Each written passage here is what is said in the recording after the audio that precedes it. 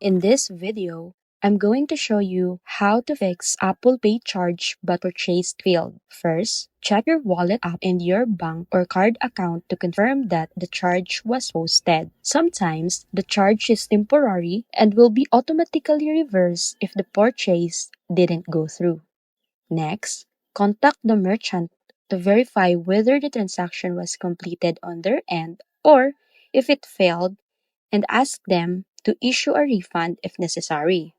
If the merchant confirms that the purchase didn't go through but the charge remains, contact your bank or card issuer to dispute the transaction and request a reversal. Make sure to provide all relevant details, including transaction amount, date, and merchant information. Following these steps usually resolve the issue and ensures that you are refunded for charges on failed Apple Pay purchases. So that's it.